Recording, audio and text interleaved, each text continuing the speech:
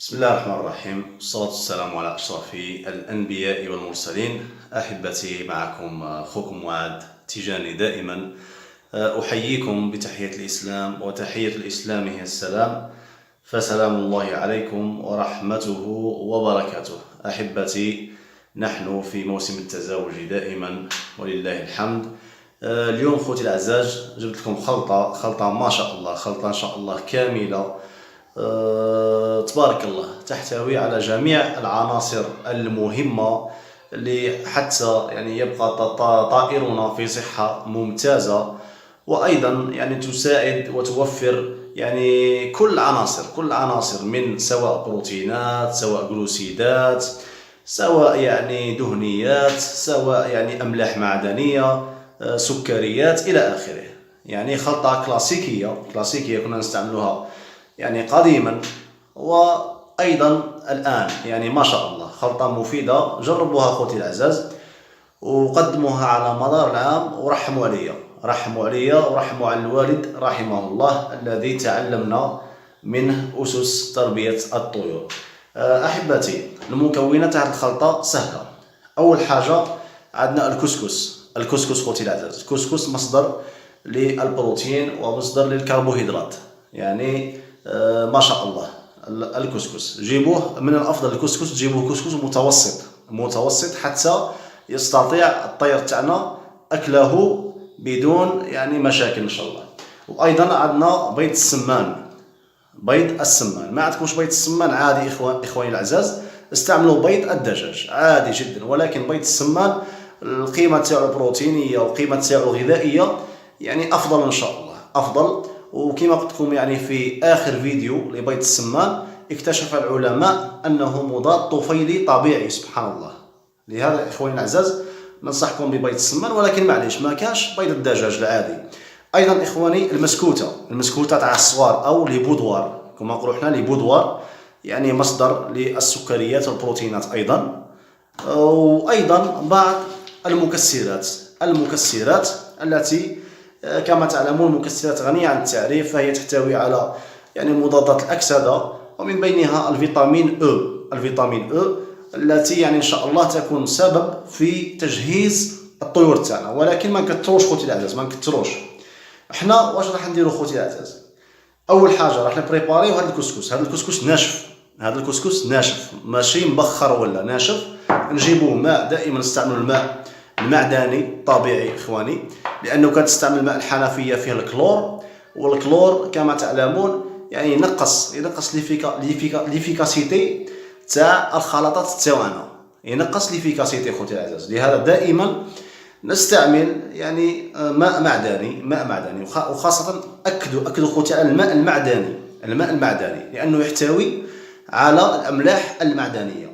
نبريباريو خوتي العزاز هذا الكسكس او الطعام كما نقولوا، نفخوه شويه بالماء المعدني ما نفخوش بزاف، حتى نشوفوه اقبض راسه شويه. بسم الله.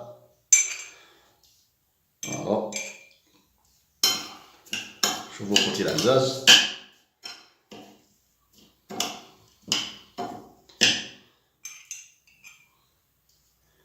بريباريو كيفي هكذا، وراح تشوفوا بإذن الله الطائر كيف يأكل هذه الخلطة. وخلطة ممتازة خوتي الأعزاز، طبيعية، ما شاء الله.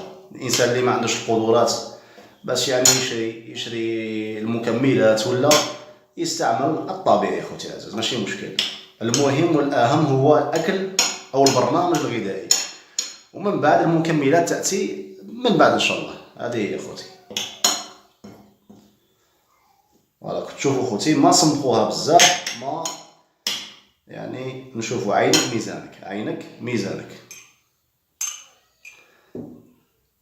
فوالا هكذا الكسكس تاعنا خلاص راه بري ان شاء الله. كما راكم تشوفوا راه بري باذن الله باش نقدموه، ولكن ما نقدموش هكذا. شوفوا خوتي العزاز، راه بري باش نقدموه، ولكن ما نقدموش هكذا. خلاص رانا بريبارينا الكسكس تاعنا خوتي العزاز. الان هادو واش نديرو لهم؟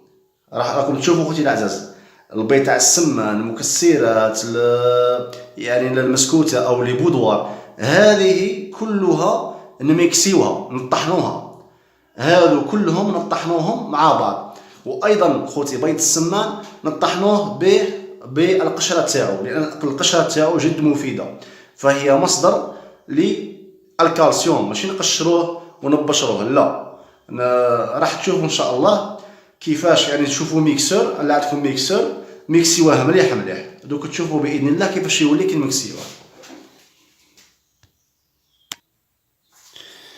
فوالا خوتي، رجعنا معكم. كيما تشوفوا خوتي ها هي. فوالا خوتي كما راكم تشوفوا ميكسينا هذوك يعني المكونات اللي كانوا هنا. عندنا المكسرات، البيض، وايضا المسكوته او لي بودوار. راكم تشوفوا كي ميكسيناها كيش ولات خوتي، شوفوا كيش ولات ما شاء الله. الان كل ما علينا فعله خوتي نشوفوا الكسكس تاعنا. اذا شفناه نشف بزاف خوتي، نزيدوا له شويه ماء ونخلطوا الكسكس مع هذه الخلطه خوتي العزاز. سهله، خلطه سهله ان شاء الله. فوالا، خلطه سهله باذن الله، والجميع يستطيع يعني تطبيقها باذن الله. فوالا، الكسكس تاعنا راه مليح ما شاء الله. كل ما علينا فعله اننا نخلطوا الكسكس مع الخلطه هذه.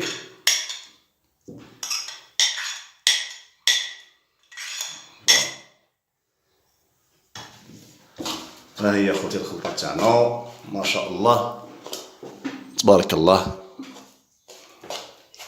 خلطه رائعه تحتوي على كل العناصر المهمه يعني طيورنا، مفيده للفراخ، مفيده يعني الفراخ كي نقولوا فراخ يعني الابوين ياكلوا منها ويطعموا الفراخ تاعهم، حتى الفرخ ان شاء الله يطلع كما قال يطلع خشين ان شاء الله.